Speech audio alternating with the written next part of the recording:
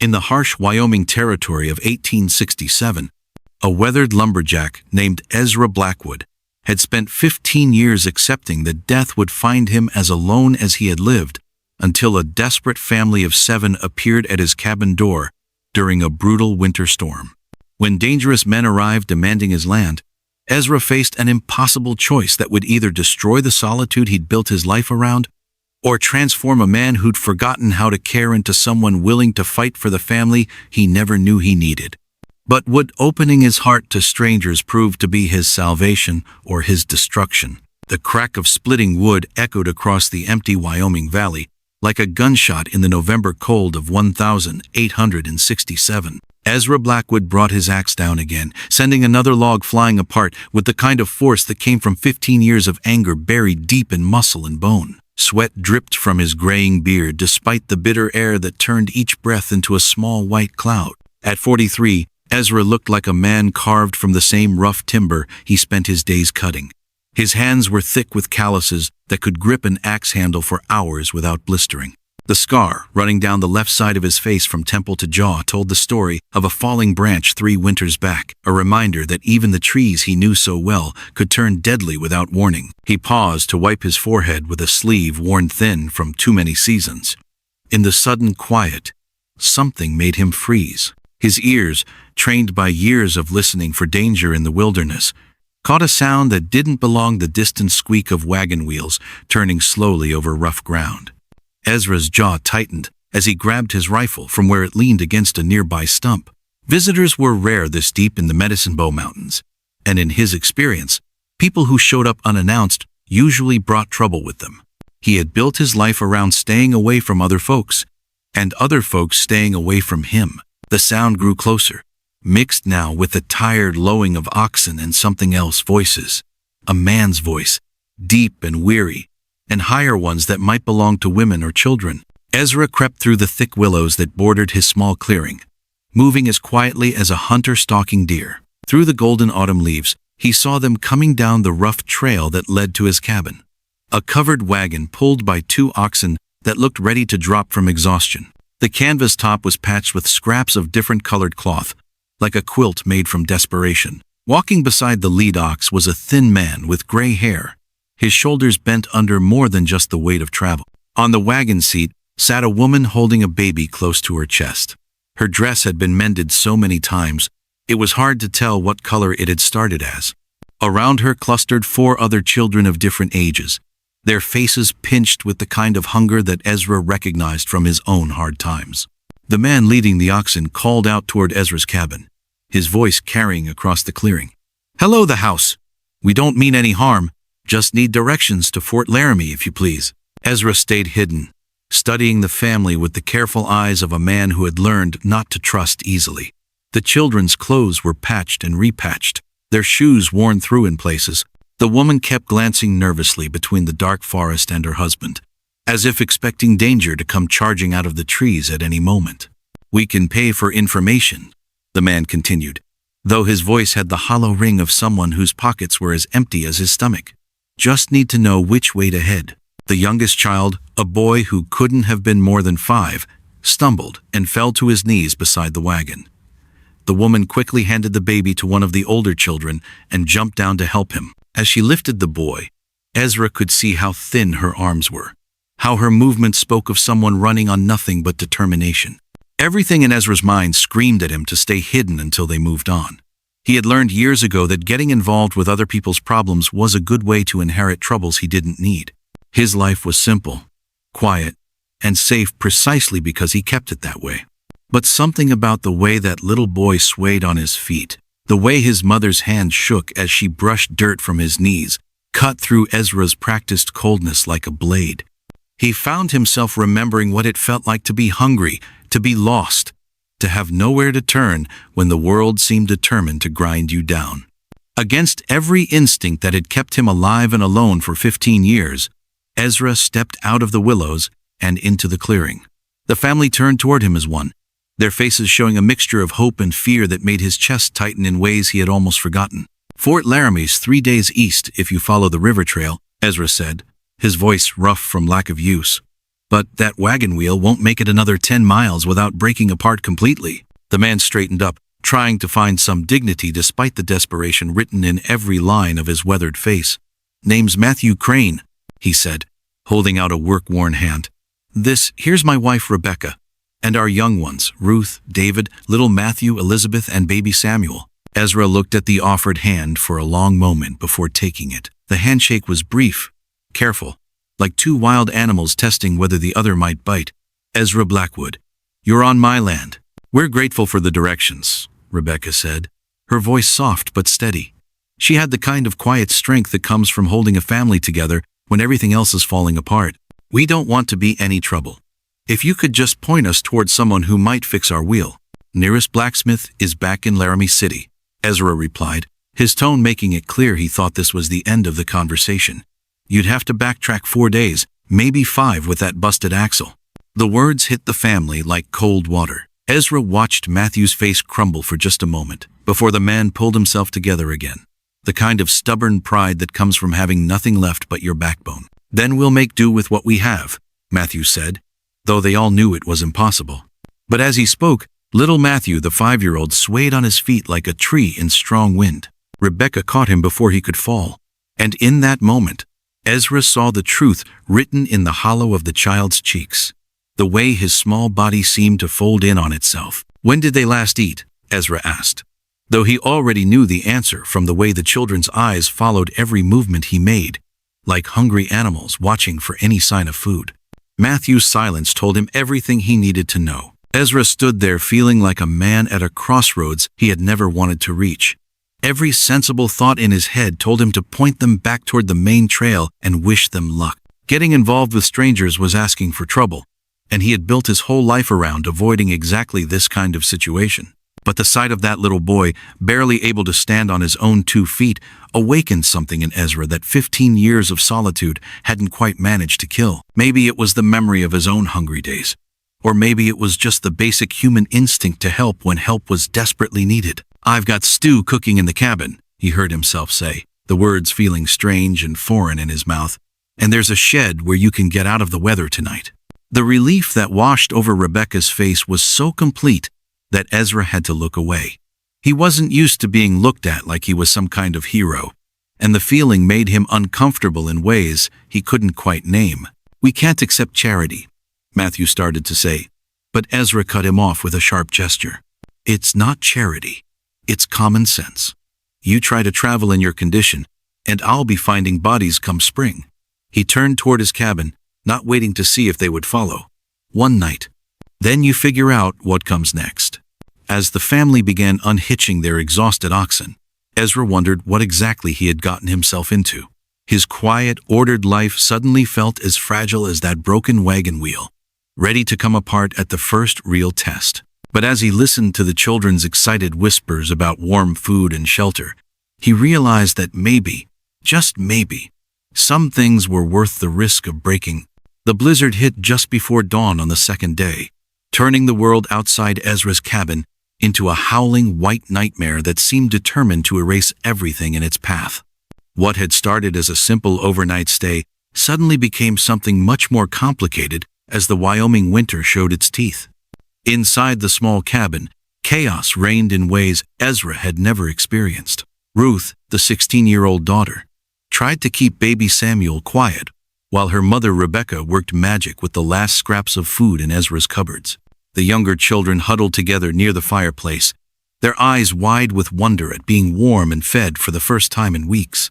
David, who was 14 and trying hard to be the man his injured father needed, had appointed himself Ezra's helper. He followed the gruff lumberjack around like a shadow, eager to learn anything that might help his family survive. Young Matthew and Elizabeth whispered together in corners, playing quiet games that wouldn't disturb the adults. But it was the way the cabin felt that struck Ezra most. For 15 years, these walls had echoed only with his own footsteps, his own breathing, his own thoughts rattling around in the silence. Now the space buzzed with life, Rebecca humming softly as she worked, the children's muffled laughter, the creak of floorboards under unfamiliar feet. "You've been alone here long?" Matthew Crane asked on the second evening as they sat around the fire. The question seemed casual, but Ezra caught the careful way the man studied him, trying to figure out what kind of person had taken them in. 15 years, more or less, Ezra replied, poking at the burning logs with an iron rod. Sparks spiraled up the chimney like tiny stars. Came west after the war ended. Found this valley, built what you see. Been here since. Matthew nodded slowly, his eyes distant. The war changed everything for everybody, didn't it? Lost our farm in Missouri when I came back with this. He gestured to his left arm, and in the firelight, Ezra could see how it hung wrong, damaged in some battle that Matthew probably still dreamed about. Couldn't work the land the same way, Matthew continued, his voice barely above a whisper. Creditors came calling like vultures. Had to sell everything just to get enough money to head west and start over. The conversation died there, but something had shifted between the two men. In the flickering light, surrounded by the soft sounds of a family settling in for the night, Ezra felt walls inside himself beginning to crack that he hadn't even realized were there. On the third morning, he woke to find Ruth standing at his small kitchen table, carefully measuring out flour from his dwindling supplies. When she noticed him watching, her face turned red with embarrassment. "I'm sorry, Mr. Blackwood," she said quickly. "Mama asked me to make biscuits for breakfast, but I can see this is the last of your flour." "It's all right," Ezra said, though they both knew it wasn't completely true. His winter stores had been calculated for one person, not 8. "We'll make do." But as he watched Ruth work her movements careful and practiced, learned from years of stretching too little into enough, something surprising happened. The idea of running short on supplies no longer felt like the end of the world. For the first time in 15 years, he wouldn't be facing the long winter months completely alone. Rebecca appeared in the doorway. Baby Samuel balanced on her hip. "The storm's getting worse," she said, glancing toward the window where snow swirled thick as smoke. "We can't possibly travel in this weather." "Nobody's traveling anywhere until this blows over," Ezra agreed. "Could last another day. Could last a week. Mountain storms have their own schedule." He saw the worry flash across Rebecca's face, the fear of being trapped, of being a burden, of having nowhere else to go if their welcome wore out. But there was something else there too, something that looked almost like relief. That night, as the wind howled outside and the snow piled higher against the windows, Ezra lay awake, listening to the unfamiliar sounds of other people breathing in his space. It should have made him nervous. Should have felt like an invasion of the peace he had worked so hard to build. Instead, he found himself thinking about how quiet the cabin would feel when they were gone. The riders appeared through the swirling snow like ghosts taking solid form, 5 dark shapes on horseback moving with the kind of purpose that spelled trouble from a mile away. Ezra spotted them first from his position near the woodpile, where he had been splitting logs despite the storm. "Get inside," he told David sharply, setting down his axe and reaching for the rifle he kept close at hand. "Tell your father to keep everyone away from the windows." Through the white curtain of falling snow, Ezra recognized the lead rider, even before the man called out. Jake Murdoch had been sniffing around the valley for months, asking questions in the trading posts about who claimed what land and whether the claims were properly filed with the territorial government. "Blackwood," Murdoch's voice carried easily across the clearing, artificially friendly in the way of men who were used to getting what they wanted through intimidation. "Mighty cold day, to be standing around outside. Mind if we warm ourselves by your fire?" "State your business and move on," Ezra replied, stepping onto his porch with the rifle cradled in his arms. "My cabin's full." Murdoch's smile was all teeth and no warmth. Behind him, his 4 companions spread out in a loose line, their hands resting near their weapons in a way that wasn't quite threatening, but wasn't exactly peaceful either. "Now that's not very neighborly," Murdoch said, urging his horse a few steps closer. "Especially when I've ridden all this way to make you an offer that could set you up for life." "Not interested. You haven't even heard what I'm proposing."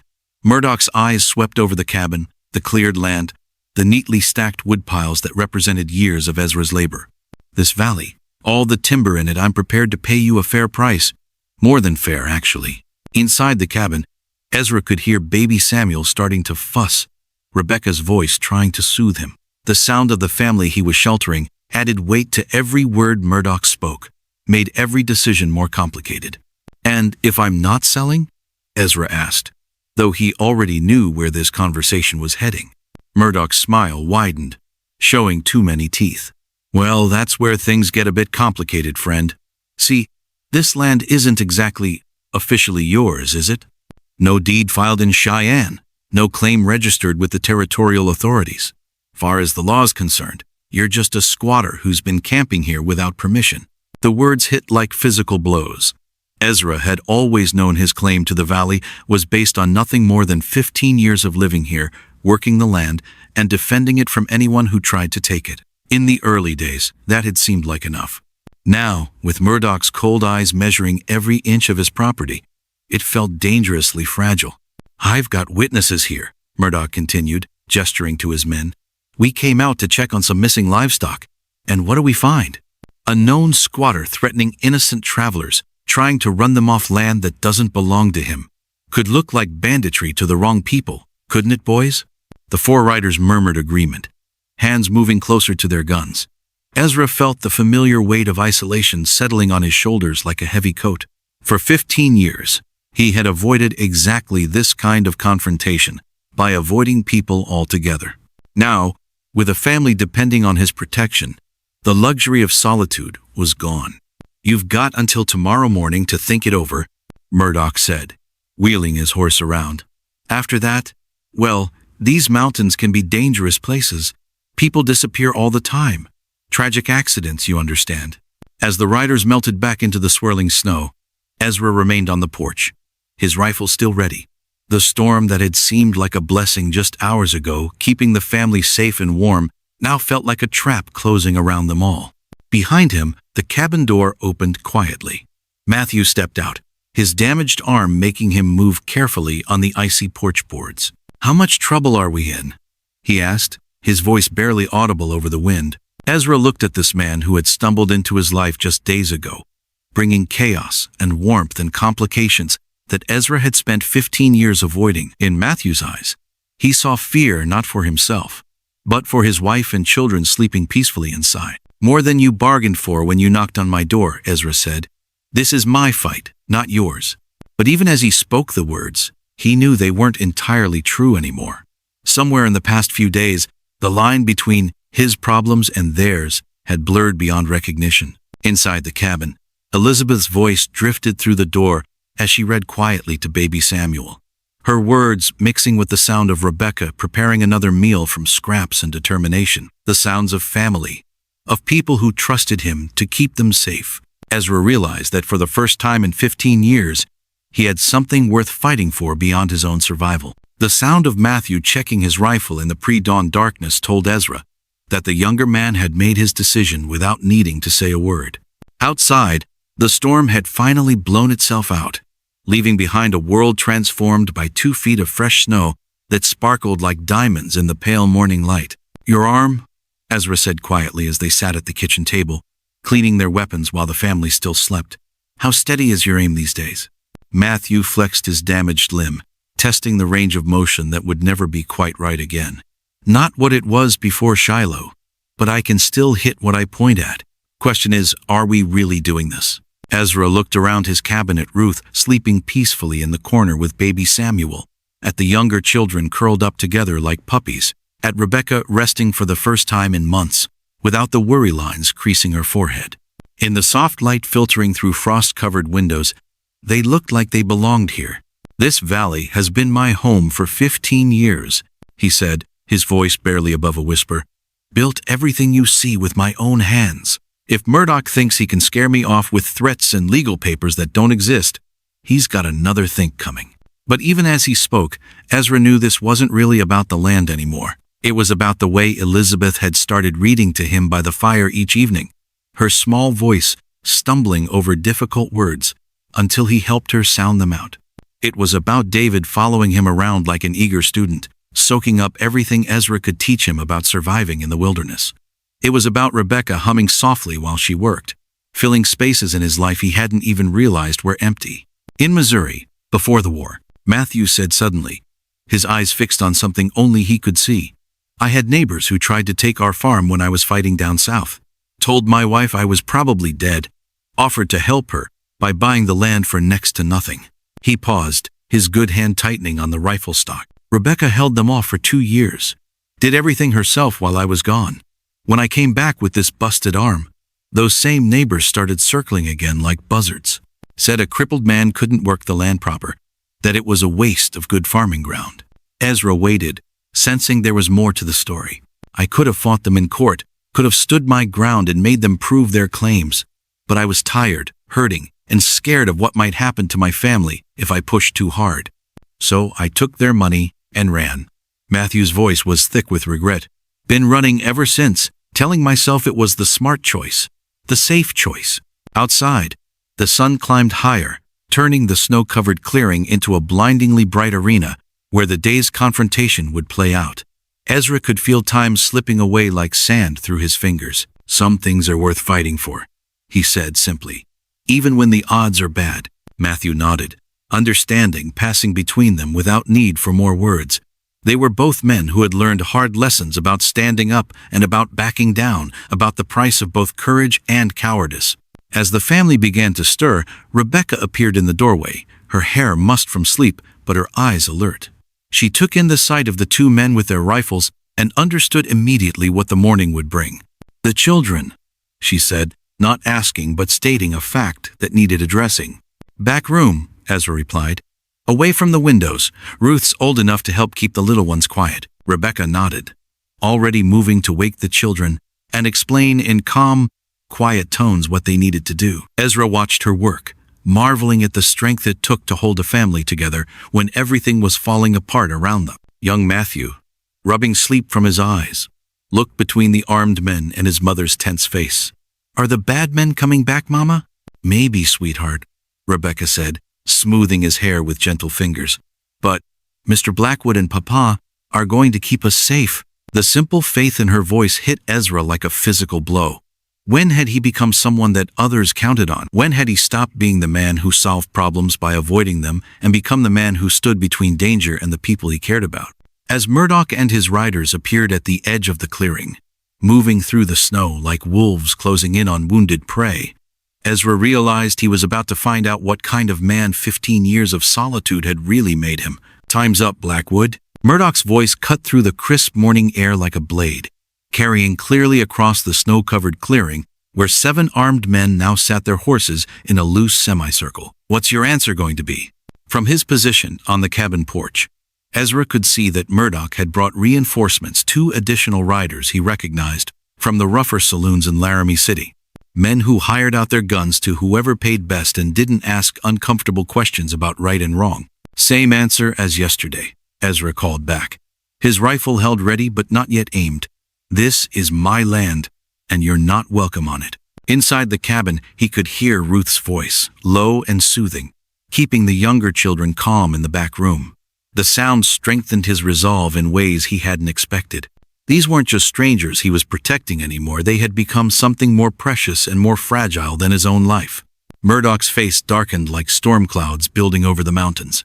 "Have it your way, then. Boys, looks like we've got ourselves a stubborn squatter who needs educating about property rights." The next few seconds stretched like hours as both sides measured distances, calculated angles, and prepared for violence that would change everything.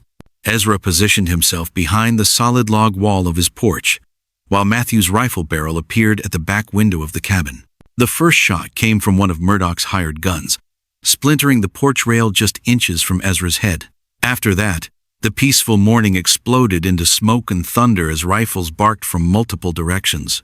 Ezra's first shot dropped the man who had fired at him, the hired gun toppling backward from his saddle to disappear into the snow. Behind him, Matthew's rifle spoke from the cabin window, forcing 2 more riders to take cover behind the woodpile. But they were badly outnumbered, and Murdoch's men were spreading out to surround the cabin. A bullet shattered the front window, sending glass cascading across the cabin floor where the family huddled. Elizabeth's frightened cry cut through the gunfire like a knife, reminding Ezra of everything he stood to lose. "Blackwood!" Murdoch shouted during a brief lull in the shooting. "Send out the family and we'll make this quick. No need for innocent folks to suffer for your stubbornness." Instead of answering, Ezra put a bullet through the crown of Murdoch's hat, the message clear enough. But as the fight continued, he realized they were losing ground. His ammunition was running low, and one of Murdoch's men had worked around to the north side of the cabin, threatening to break their defensive line. That's when he heard the sound of more horses approaching, but from the wrong direction. Instead of panic, Ezra felt a surge of hope as 6 riders in blue uniforms appeared through the trees, moving fast despite the snow. "This is Captain Morrison, Territorial Militia," the lead rider shouted, his voice carrying the authority of law and order. "Lay down your weapons and surrender immediately." The tide of battle turned in an instant. Murdoch's men, caught between the cabin and the approaching soldiers, found themselves outnumbered instead of holding the advantage. 2 of them immediately threw down their rifles and raised their hands. A third tried to run and was quickly surrounded by Morrison's men. Murdoch himself, his face purple with rage and desperation, swung his pistol toward Ezra. "You think this changes anything? I'll be back, and next time there won't be any." Matthew's Spencer rifle cracked from the back window, and Murdoch's gun went spinning from his hand as the bullet grazed his wrist. The would-be land grabber dropped to his knees in the snow, clutching his injured hand and cursing loud enough to wake the dead. In the sudden quiet that followed, Ezra became aware of sounds he had been too focused to notice during the fight. Baby Samuel, crying somewhere inside the cabin. Rebecca's voice reassuring the children, the older kids whispering questions that nobody could answer yet. Captain Morrison dismounted and walked toward the porch, his experienced eyes taking in the bullet holes, broken glass, and scattered shell casings that told the story of the morning's violence. "You'd be Ezra Blackwood?" he asked. "That's right. Got word from a traveling preacher that Jake Murdoch was planning something out here. Took us most of the night to track down your location." Morrison glanced at the prisoners his men were rounding up, then back at Ezra. "You've been living on this land how long?" 15 years, give or take." Morrison nodded slowly. "Well, that's long enough to establish a legal claim under territorial law, especially if you've been improving the property. Far as I'm concerned, this is your land, properly occupied and defended." As the militia prepared to escort the prisoners back to face justice in Laramie City, Ezra found himself standing in his doorway, looking out at a world that had changed completely in the space of a single morning. The solitary life he had built was shattered beyond repair, but in its place was something he had never dared to hope for, a future filled with voices and laughter, and the kind of connections that made a man's life worth more than just surviving another day.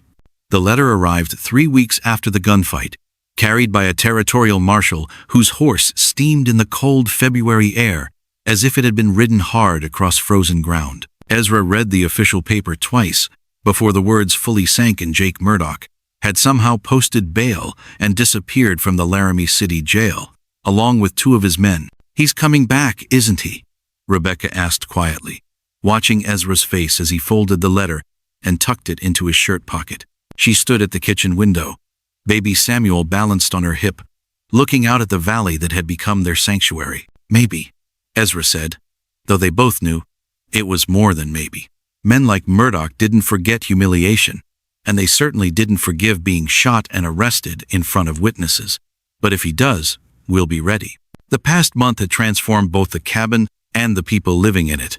Matthew had proved surprisingly skilled at carpentry, his injured arm no hindrance when it came to precise work rather than heavy lifting. Together, he and Ezra had built proper sleeping quarters for the children, expanding the small cabin into something that could house 8 people without everyone sleeping on top of each other. Ruth had grown into her role as the oldest child, helping her mother manage the complex task of feeding and clothing a large family through the Wyoming winter. David had shot up several inches and now stood nearly as tall as his father, his shoulders broadening with the kind of work that built both muscle and character. But it was the changes in Ezra himself that surprised him most. He had grown used to Elizabeth reading to him by the fire each evening, her small voice growing stronger and more confident with each passing day. Young Matthew followed him everywhere, soaking up wilderness skills with the eager hunger of a boy who had never had a steady teacher before. "There's something else," the marshal said, dismounting from his horse and accepting the cup of hot coffee Rebecca offered. "Murdoch's been talking to folks in Cheyenne, claiming you threatened him and his men without provocation. Says he was just trying to conduct legitimate business when you opened fire." Ezra felt his jaw tighten. "And? Territorial Governor's Office is sending an investigator. Should be here within the week to get your side of the story." The marshal's weathered face was sympathetic but firm. "I'd recommend having your affairs in order when he arrives. These political types like their paperwork neat and official. After the marshal left, the cabin fell into an unusual quiet.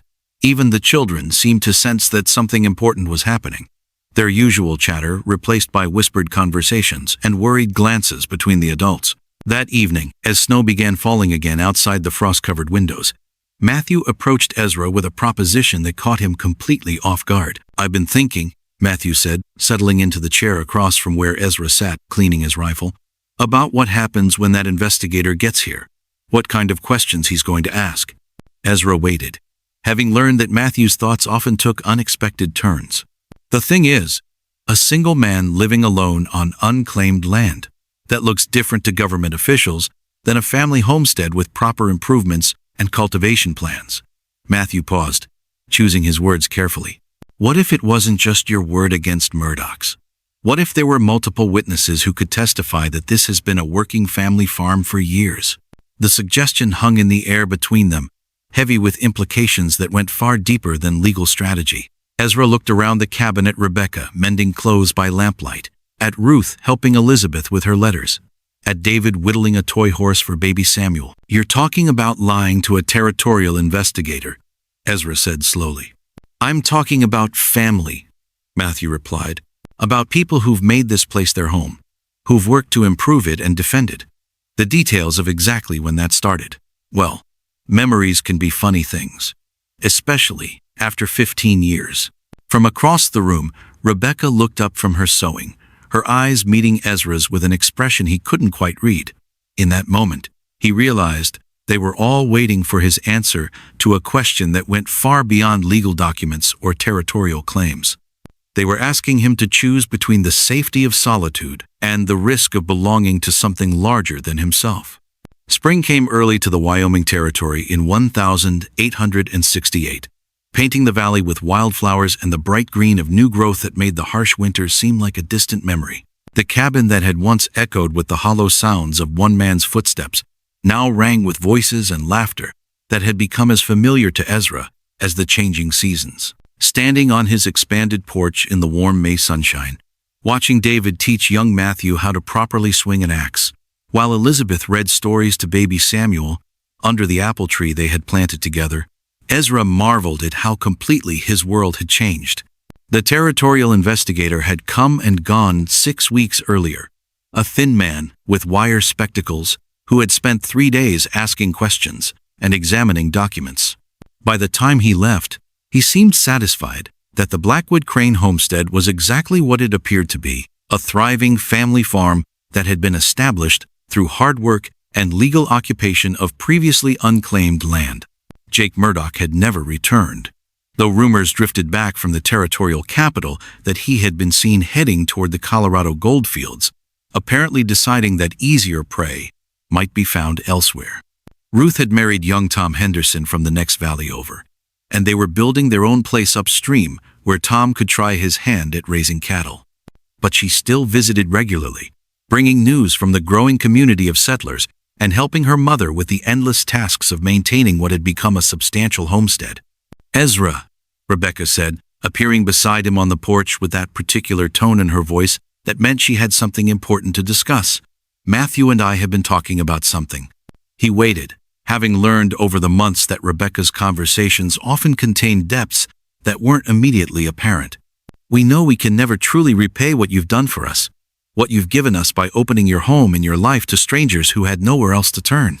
She paused, looking out over the valley that had become home to all of them. "But we've been thinking that maybe repayment isn't really the point." Ezra followed her gaze, taking in the sight of Matthew working on the new barn they were building.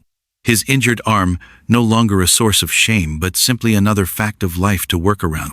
In the months since the gunfight, Matthew had grown into his role as Ezra's partner in all the daily tasks of running an expanded homestead.